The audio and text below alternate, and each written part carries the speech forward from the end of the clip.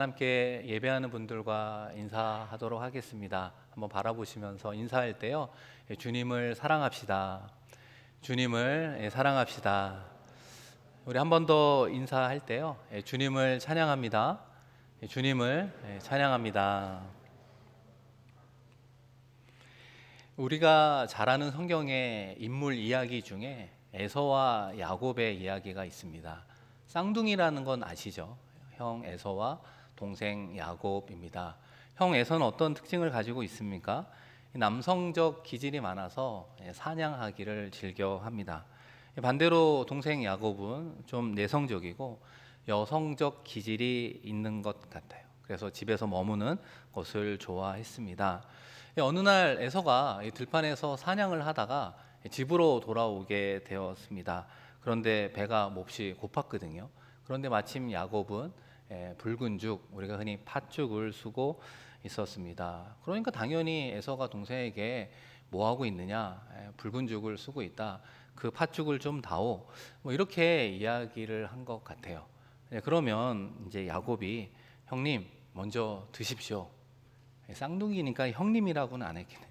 형 먼저 먹어, 뭐 이렇게 할 수도 있잖아요. 그런데 야곱은 그러지 않고 협상을 하게 됩니다. 형, 그러면 형의 장자권을 내게 파시오, 뭐 이렇게 제안을 하게 되었습니다. 아마 에서는 팔지 않을 거라고 생각했음에도 불구하고 툭 던진 이 제안에 에서는 그만 생각 없이 그 장자권이 뭐 대수야, 너 가져라, 이러면서 배고픈 나머지 팥죽 한 그릇과 하나님의 장자 축복권을 맞바꾸게 됩니다.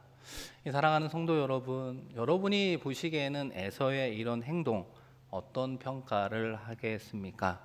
에서는 하나님께서 허락하신 장자의 명분을 한 끼 식사와 거리낌 없이 바꿔버렸습니다. 이것을 창세기 34장 25절에 특별히 영어 성경 한 줄에 끝부분에 이렇게 이야기합니다.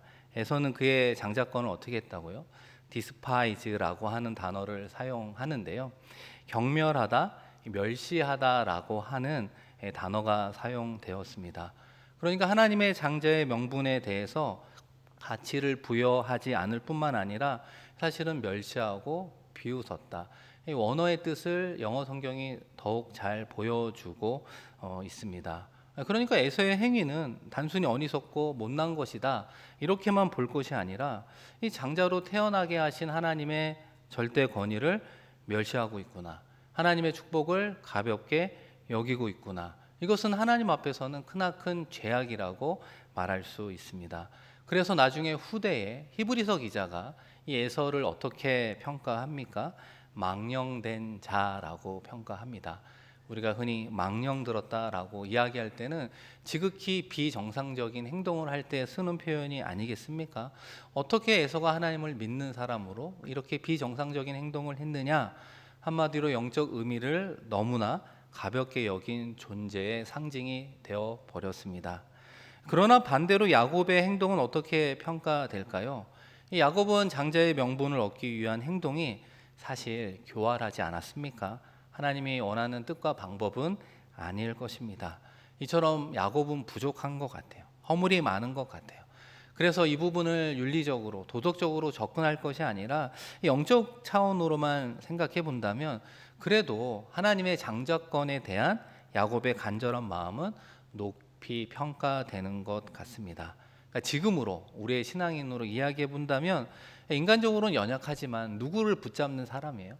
예수 그리스도를 붙잡는 사람, 예수 그리스도가 필요하다고 고백하는 사람, 예수 그리스도가 구원자임을 고백하는 그런 사람이라고 말할 수 있는 것이죠. 한마디로 에서에 비해 영적 의미를 귀히 여기는 그런 존재의 상징이 되고 말았습니다.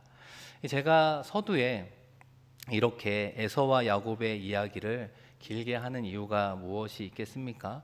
이 에서의 후손이 바로 오늘 본문에 등장하는 헤롯 왕조이기 때문입니다. 공교롭게도 야곱의 후손 가운데 누가 오셨죠?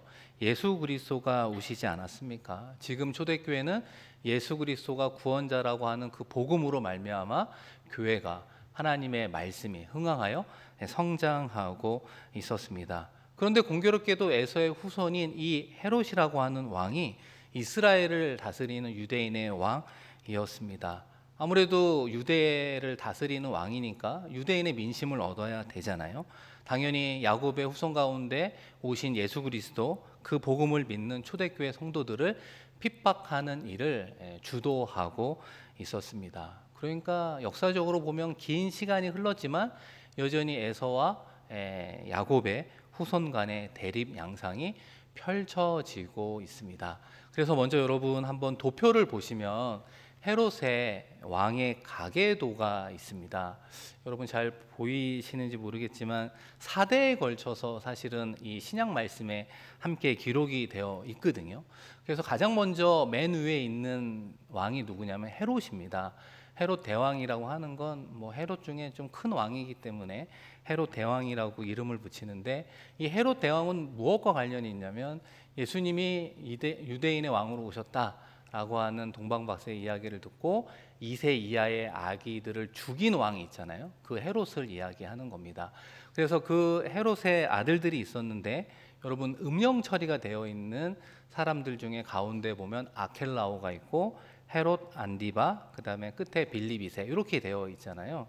요 아켈라오라고 하는 사람은 어디를 다스렸냐면 에돔과 그 다음에 이제 유대와 사마리아를 다스리는 분봉왕이에요. 이 분봉왕이라고 하는 건 지역을 다스리는 왕을 분봉왕인데 다 로마 황제가 지정을 해 줍니다. 그리고 헤롯 안디바라고 하는 사람은 갈릴리를 다스렸고, 그 옆에 빌립이라고 하는 왕은 갈릴리 동부 이방 땅을 다스리는 지역왕, 분봉왕이었습니다. 그런데 또 성경에 어떻게 등장하느냐, 여러분 중간에 보시면 헤로디아라고 하는 분이 보이잖아요. 이 빌립 1세의 아내였거든요. 그런데 이 헤로디아를 누가 다시 아내로 취합니까? 헤롯 안디바라고 하는 사람이 취하게 되는 거죠. 그래서 이거를 누가 잘못됐다고 직언을 하죠. 세례 요한이 잘못됐다 이렇게 이야기하자 결국 헤롯 안디바가 세례 요한을 참수형에 처하는 사건이 발생하게 됩니다. 여러분 이해가 되시죠? 네. 그리고 이제 손자에 해당되는 사람이 누굽니까? 헤롯 아그리파 1세라고 합니다. 그러니까 헤롯 대왕의 손자가 헤롯 아그리파 1세인데, 이 아그리파 1세가 오늘 본문의 12장에 등장하는 헤롯이라고 하는 왕입니다. 그리고 그 아들이 헤롯 아그리파 2세가 되는데, 요 헤롯 아그리파 2세는 누구와 관련이 있느냐? 나중에 사도행전을 뒷부분을 읽어보시면 사도 바울과 관련이 있는 사람이 헤롯 아그리파 2세가 됩니다. 어쨌든 오늘 말씀의 어떤 주인공은 누굽니까? 헤롯 아그리파 1세. 그러나 성경은 그냥 헤롯이라고 이야기를 합니다. 다시 이제 본문으로 돌아와서 한번 생각을 해보면, 이 헤롯이 앞서 말씀드린 것처럼 예수 믿는 사람을 왜 핍박했을까? 그리고 어떻게 핍박했습니까? 구체적으로 사도행전 12장 1절 2절에 나와 있는데요. 말씀을 한번 보시면, 그때에 헤롯 왕이 손을 들어 교회 중에서 몇 사람을 해하려 하여 요한의 형제 야고보를 칼로 죽이니. 그러니까 헤롯이라고 하는 것은 유대 왕이었습니다. 정치적인 사람이죠. 물론 로마 황제가 임명했지만 또 유대를 다스리기 때문에 로마 황제도 보아야 하고 또 민심도 살펴야 되는 것 아니겠습니까? 그런데 그 당시 유대인들은 그리스도인을 눈에 가시로 여기고 있었습니다. 그래서 헤롯은 교회의 지도자인 야고보를 순교하게 한 거죠. 그래서 유대인의 환심을 사야겠다 이렇게 계산하고 행동을 했는데, 실제로 어떻습니까? 그 계산이 적중했습니다. 야고보 사도가 참수형을 당하니까 유대인들이 기뻐하는 것을 보게 되었습니다. 아, 헤롯이 이렇게 하는 것이 민심을 얻는 방법이네. 그래서 그 다음에 누구를 체포하게 됩니까? 사도들의 리더격인 베드로를 잡아들이게 되었습니다. 근데 친김에 베드로마저 죽여야겠다. 그래서 유대인들의 마음을 확실하게 사로잡아야지, 이런 생각을 하게 되었어요. 그런데 투옥된 베드로가 어떻게 됩니까? 주의 사자에 이끌려 기적적으로 탈옥하게 되는 일이 발생하게 되는 것이죠. 그래서 헤롯이 이 소식을 듣자 분노하게 되고 지키는 파수꾼을 죽이게 됩니다. 이 부분이 이제 사도행전 12장 19절까지의 말씀이라고 이야기할 수 있습니다. 그래서 오늘 말씀은 그 이후에 일어난 사건 하나를 기록하고 있습니다. 여러분 함께 읽었던 20절 말씀인데요. 우리 화면을 보면서 한번 같이 읽겠습니다. 헤롯이 두로와 시돈 사람들을 대단히 노여워하니 그들의 지방이 왕국에서 나는 양식을 먹는 까닭에 한 마음으로 그에게 나와 왕의 침소 맡은 신하 블라소를 설득하여 화목하기를 청한지라. 아멘. 여러분 이해가 되시나요? 저는 20절 말씀을 보면서 우리말이 이렇게 어렵구나 이런 생각을 좀 하기도 했는데요. 20절 말씀을 읽으실 때 이게 무슨 말인지 도대체 이해가 안 됐던 경험이 있을 수 있습니다. 이 부분도 잠깐 설명을 좀 드려야 되는데, 이 두로와 시돈은 헤롯이 다스리는 유대 땅은 아니었어요. 유대 땅에서 벗어난 로마가 다스리는 직할 영역이었습니다. 그런데 이 두로와 시돈은 항구 도시로 무엇을 많이 했냐면 무역을 많이 한 거예요. 그런데 무역을 하긴 했지만 100% 무엇을 수입했느냐? 식량은 수입해서 먹고 살아야 되는 특징을 가지고 있습니다. 어떻게 보면 싱가포르하고 좀 지리적으로 공통점이 있어 보입니다. 그런데 헤롯이 이 두 도시 사람들 향해 왜 경노했는지 성경은 나와 있지는 않지만 무역을 많이 하다 보니까 뭐 이익 관련해서 뭔가 어떤 어려움이 생긴 것이 아닌가. 그래서 기분이 상한 헤롯이 두로와 시돈에 수출하던 식량을 중단한다. 이렇게 금수 조치를 내린 것 같아요.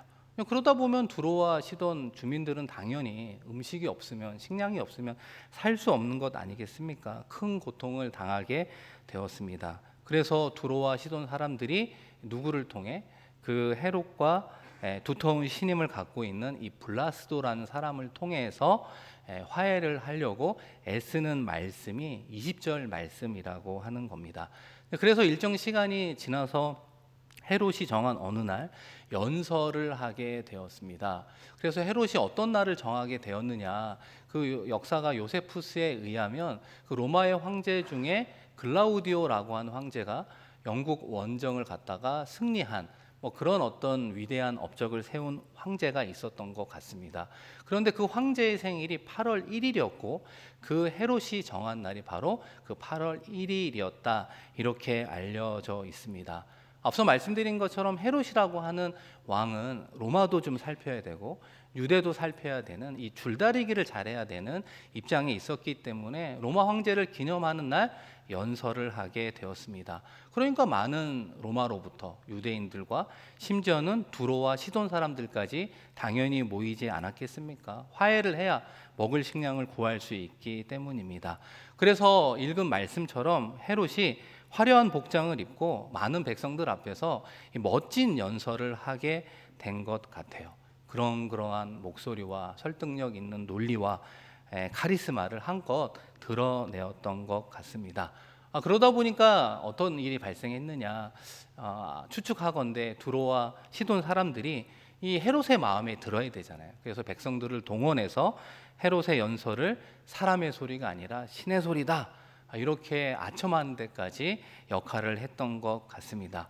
그런데 여기서 무슨 일이 발생합니까? 헤롯이 유대인의 왕으로서 이 모든 영광을 하나님께 돌려야 된다는 걸 알고 있음에도 불구하고 헤롯이 그 영광을 자기 자신에게 돌리는 교만함에 빠지게 되었습니다. 그 결과 헤롯이 어떻게 되었는가? 오늘 함께 읽었던 23절 말씀인데요. 헤롯이 영광을 하나님께로 돌리지 아니하므로 주의 사자가 곧 친히 벌레에게 먹혀 죽으니라. 이 짧은 하나님의 말씀을 읽고 또 들을 때마다 무섭다라고 하는 그런 하나님의 심판이다라고 하는 부분을 보게 됩니다. 왜 헤롯이 이렇게 허망한 죽음을 맞이하게 되었을까? 앞서 말씀드린 것처럼 헤롯이 자신의 권력에 심취하여 스스로 하나님의 자리를 차지해 버린 것이 1차적인 원인으로 보입니다. 여러분, 죄가 무엇일까요? 하나님이 필요 없고 내가 하나님이다라고 하는 것이 죄의 핵심 아니겠습니까? 그처럼 내가 하나님임을 자처한 헤롯을 향해 하나님께서 그런 심판을 허락하신 것입니다. 헤롯 자신의 권력이라면 불가능할 것이 없을 것 같고 그런 권력이라면 자신의 인생을 천년만년 지킬 수 있을 것이라 생각을 했습니다. 그런데 함께 읽은 23절의 표현처럼 헤롯이 너무나 허망하게 죽고 말았습니다. 보통 사람은 그렇게 죽음을 맞이하지 않는데 벌레의 밥이 되어 비참한 모습으로 순식간에 죽고 말았구나. 5일 동안 앓다가 죽었다라고 알려져 있습니다. 허망한 죽음이 아닐 수 없습니다. 엄청난 권력으로 막상 자신의 생명을 갉아먹는 이 벌레 한 마리도 막지 못하는 모습을 보게 됩니다. 이 사랑하는 성도 여러분, 우리도 한 3년 동안 이 코로나 바이러스, 이 팬데믹과 이 천골 속에 배운 많은 것 중에 하나가 어떻게 보면 겸손이 아닐까라는 생각을 하게 됩니다. 어쨌든 본문 말씀은 헤롯의 죽음을 가리켜 주의 사자가 곧 친히 이렇게 간단하게 증언해 주고 있습니다. 헤롯은 주의 사자가 친히 죽었다라고 하는 것입니다. 여기서 등장하는 주의 사자가 또 어디에 등장했습니까? 이 사도행전 12장 말씀에 보면 이 베드로를 이 감옥에서 탈옥하는데 극적으로 도움을 주었던 존재가 주의 사자라고 하는 것입니다. 그런데 이번에는 헤롯의 죽음과 누가 관련이 있습니까? 주의 사자가 관련이 있습니다. 결과적으로 하나님의 헤롯을 심판했구나 우리가 알 수 있다는 거예요.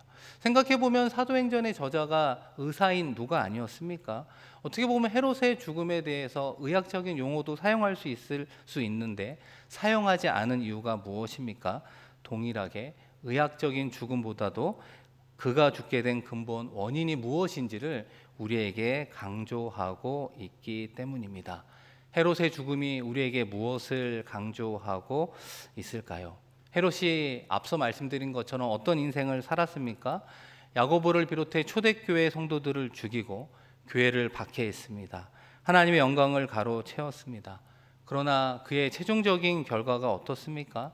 교회가 죽었습니까? 아닙니다. 오히려 성경은 누가 죽었다고 말합니까? 헤롯이 비참하게 죽고 말았다라고 하는 거예요. 우리가 잠시 시간을 돌려 그 당시 초대교회 성도들의 입장으로 돌아가 보면 좋을 것 같습니다. 처음에 교회는 느닷없이 닥친 헤롯의 박해 앞에 무력해진 성도들의 마음을 헤아려 볼까요? 그들의 마음은 위축되었을 것입니다. 심지어는 사도의 한 사람이었던 야고보의 순교의 소식마저 들었을 때 너무나 마음이 흔들리고 불안하지 않았겠습니까? 심지어는 교회 지도자 격인 베드로도 감옥에 갇혔다. 그리고 더 나아가 예수 그리스도를 믿는 초대교회 성도들의 생명까지도 위험받고 있었습니다. 교회와 성도들과 공동체 모두가 죽을 수 있는 그런 큰 위기를 맞이했던 것입니다. 어떻게 보면 교회가 탄생한 최대의 위기라고 할 수 있겠죠. 어떻게 보면 우리도 삶의 자리에서 뜻하지 않은 이런 위기를 만날 수 있을 것입니다. 그런데 이런 최대의 위기를 하나님께서는 어떻게 바꾸어 가셨습니까? 그 당시 초대교회와 성도들은 어떤 변화를 경험하게 되었습니까? 헤롯의 죽음을 기록한 23절 이후에 오늘 우리에게 이 말씀을 주십니다. 여러분 24절 말씀인데요. 우리 한번 같이 읽겠습니다. 하나님의 말씀은 흥황하여 더하더라. 너무나 짧은 말씀이지만 희망이 되지 않습니까? 너무나 짧은 말씀이지만 우리의 마음을 역동하게 합니다. 하나님의 말씀은 죽지 않았다는 거예요. 하나님의 말씀은 오히려 흥황했다는 거예요. 하나님의 말씀은 오히려 더하여지는 놀라운 역사가 그 초대교회 공동체 가운데 임했노라고 이야기를 하는 거예요. 오늘 말씀은 우리에게 무엇을 이야기합니까? 교회를 핍박했던 헤롯은 오히려 권력자로서 기세 등등한 삶을 살아갈 수 있었지만 그 사람은 오히려 허망한 죽음을 맞이했고 반대로 핍박받던 교회는 흥황했다라고 하는 그 대조점을 우리에게 보여주고 있다는 것입니다. 하나님의 말씀은 흥황하여 더하였다. 여러분, 하나님의 말씀이 흥황했다. 흥황이라고 하는 것은 성장을 말하는 것 아닐까요? 더하여졌다라고 하는 것은 어떻게 보면 증가했다는 의미가 아니겠습니까? 잘 생각해 보면 하나님의 말씀이 어떻게 성장하고 하나님의 말씀이 어떻게 증가할까? 문법적으로 좀 말이 안 되는 표현 아니겠습니까? 그런데 성경은 하나님의 말씀은 그럼에도 불구하고 흥하여지고 더하여졌노라고 우리에게 증언하고 있습니다. 하나님의 말씀은 세상의 박해와 핍박이 강하면 강할수록 더욱더 크게 번성하는 강한 생명력을 지니고 있음을 말하고 있습니다. 그 생명력을 가진 하나님의 말씀은 지금도 예수 그리스도의 복음을 전하는 곳에 여전히 흥황하는 것입니다. 복음의 삶을 살아가는 그곳에 여전히 더하여지는 것입니다. 성경은 살아 역사하여 우리에게 그러함을 증언하고 있습니다. 사랑하는 성도 여러분, 초대교회만 순교자의 피가 있었습니까? 교회의 역사를 보면 순교자의 피를 통해 교회 공동체는 세워졌고 그 교회 공동체를 통해 복음은 증거되어 어떻게 보면 우리도 예수 그리스도를 구주로 믿는 하나님의 자녀가 된 것 아니겠습니까? 그런 의미의 하나님은 꾸준하게 그리고 일관되게 구원의 역사를 이루어 가고 있습니다. 바람이 부나 비가 오나 경제적으로 어려우나 정치적으로 탄압이 오나 하나님의 복음은 여전히 흥황하여 세력을 얻어가고 있고 앞으로도 이루어 가실 것입니다. 사랑하는 성도 여러분, 우리는 지난주 수요일 날 우리 김규태 선교사님을 통해 우리의 선교지인 인도네시아 바탐의 선교 이야기와 또 말씀을 듣게 되었습니다. 인도네시아 바탐에 어떻게 새싹 유치원, 새싹 초등학교, 또 진승 중학교와 진승 고등학교 이렇게 크리스찬 스쿨이 시작하여 부흥 성장할 수 있을까? 이 학생과 교직원이 한 1,600명이라고 이야기하잖아요. 그렇게 많은 기독 학생들이 어떻게 무슬림의 도시 바탐에서 세워지고 더 많은 기독교인들이 모일 수 있을까? 두 가지 이유를 이야기합니다. 함께 나누었던 요한복음 12장 24절의 말씀처럼 한 알의 밀이 땅에 떨어져 죽을 때 많은 열매를 맺는 일이 바탐에도 일어났습니다. 이야기합니다. 그 첫 번째 한 알의 밀알이 누구였습니까? 30여 년을 바탐에서 꾸준히 일관되게 선교했던 김부열 선교사님의 헌신이라고 하는 거예요. 처음부터 1600명을 생각한 것도 아니잖아요. 바탐에 갔는데 거기에 살고 있는 사람이 우리의 자녀가 유치원인데 유치원이 아니라 유치원에 갈 나이인데 유치원이 없다고 이야기하면서 시작된 한두 명을 위한 유치원이 시작이 되어 30여 년이 지난 지금 1600명이 넘는 많은 학생과 선생님들이 기독교인이 되어 하나님을 찬양하는 학원 선교를 이루게 되었습니다. 또 다른 하나의 미랄이 누구였습니까? 오래전 일이지만 영락교회 중동부에서 바탐으로 비전 트립을 갔을 때 그 당시 학생이었던 진구와 승우라고 하는 학생이 사고를 당하게 되었습니다. 세상에서는 사고라고 이야기할 수 있지만 하나님의 교회 역사 가운데에는 순교의 피가 그곳에 흘렀던 것입니다. 그리고 그 순교의 피를 타고 그 진승학원이 지금의 모습을 이루게 된 것이 아니겠습니까? 이 김규태 선교사님의 발표하는 그 모습 가운데 이제 유치원과 초등학교, 중학교, 고등학교 뭐 이렇게 통계가 있었잖아요. 그때 가장 많은 숫자가 이 중학생이라고 하는 겁니다. 중학생이 700명이 넘거든요. 고등학생은 한 500명. 왜 유독 중학생이 저렇게 많이 몰려올까? 초등학교 졸업생은 그렇게 많지 않은데 왜 그 중심지도 아닌 그 곳에 많은 사람들이 많은 기독교 중학생들이 그곳에 몰려들고 있을까? 진구와 승우의 피가 있는 것 아니겠습니까? 그들 모두가 예수 그리스도를 믿는 그리스도인입니다. 얼마나 뜨겁게 찬양하고 예배하는지 모릅니다. 여러분도 나중에 바탐에서 함께 예배할 때 그들의 모습을 보면 얼마나 도전이 되고 얼마나 우리에게 큰 은혜가 되는지 모릅니다. 바로 이곳에 하나님의 말씀이 흥황하고 있구나. 바로 이곳에 하나님의 말씀이 더하여지고 있구나. 선교지에는 여전히 순교의 피를 타고 하나님의 교회 공동체가, 학원 선교 공동체가 세워져 가고 있구나 라고 하는 것을 목도할 수 있는 것입니다. 사랑하는 성도 여러분, 그렇다면 우리는 어떻게 살아야 육적인 것이 아닌 영적인 것을 추구할 수 있을까? 이 교만하지 않고 겸손한 자로 하나님께 쓰임 받으며 살 수 있을까요? 어떻게 우리의 삶의 자리에서도 하나님의 말씀이 흥황하여 더하여지는 은혜를 누리게 될 수 있을까요? 그게 두 가지가 있는 것 같습니다. 하나님은 교만을 싫어하고 겸손을 좋아하십니다. 우리의 하나님이 어떠한 분임을 깨달아야 되는 거예요. 여러분이 생각하는 교만은 무엇이라고 생각합니까? 이 교만의 핵심은 하나님을 의지하지 않고 하나님보다 자신을 앞세우는 것입니다. 이 반대로 겸손의 핵심은 무엇입니까? 하나님을 더욱 사랑하고 의지하는 것입니다. 하나님보다 자신을 앞세우지 않는 것입니다. 그런 의미에서 에서는 왜 교만한 사람입니까? 하나님의 장자권을 가볍게 여겼기 때문입니다. 반대는 허물이 많았지만 왜 하나님 보시기에 겸손한 사람입니까? 하나님의 축복을 귀히 여긴 사람이었기 때문입니다. 하나님은 우리가 에서의 삶이 아니라 야곱의 삶을 살아내기를 원하죠. 교만한 사람이 아니라 겸손한 자로 하나님께 쓰임 받기를 원합니다. 하나님은 겸손한 자를 좋아하고 교만한 자를 싫어하기 때문에 우리를 어디로 몰아가고 있습니까? 교만이 아닌 겸손한 사람의 삶의 자리로 우리를 몰아가고 있습니다. 그 과정 가운데 하나님께서 허락하신 도구가 무엇일까요?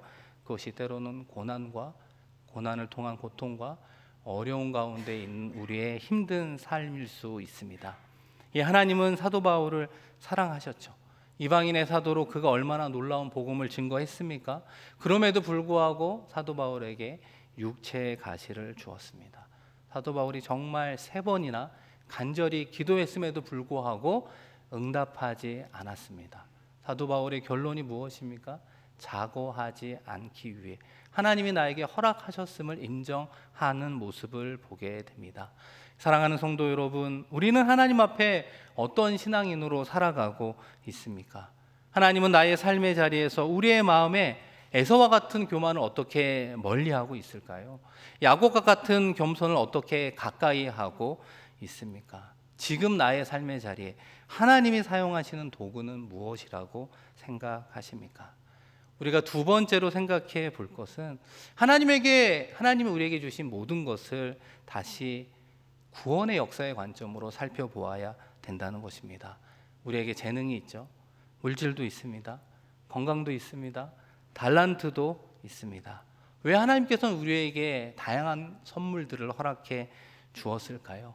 우리 모두의 공통점 하나는 이 모든 것들이 일관되게 어디를 향해 지향하기를 원합니까?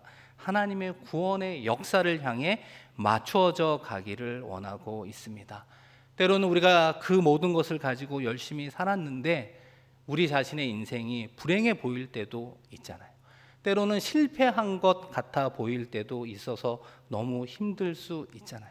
그러나 그 모든 삶 속에서 여전히 우리의 삶이 하나님의 구원의 역사에 초점이 맞추어져 있다라고 하는 영적인 시각이 우리 가운데 있어야 되는 것입니다. 그런 깨달음이 있다면 그리스도인의 삶에는 실패가 있을 수 없습니다. 다만 실패 같아 보일 뿐입니다. 실패 같아 보이는 고난과 환난과 아픔과 질병 가운데 앞서 말씀드린 것처럼 하나님이 우리를 겸손케 빚으시는 이 하나님의 인도하심과 더불어서 하나님의 구원의 역사에 우리를 동참시키고 있습니다. 중요한 것은 무엇입니까? 내가 어떤 삶에 속하든지 그 삶을 통해 하나님은 나를 붙잡고 계신다. 더 나아가 하나님의 구원의 역사에 참여시키려고 하신다라고 하는 것을 깨닫고 보아야 하는 것입니다. 그럴 때 우리는 늘 부족하고 연약하고 늘 쓰러지고 늘 부족한 삶을 살아가지만 그럼에도 불구하고 우리를 통해 하나님의 구원의 역사가 복음의 통로가 우리를 통해 이루어져 가고 있는 것입니다. 그것을 깨달을 때 이 세상의 육적인 것을 추구하는 에서의 삶에서 벗어날 수 있습니다.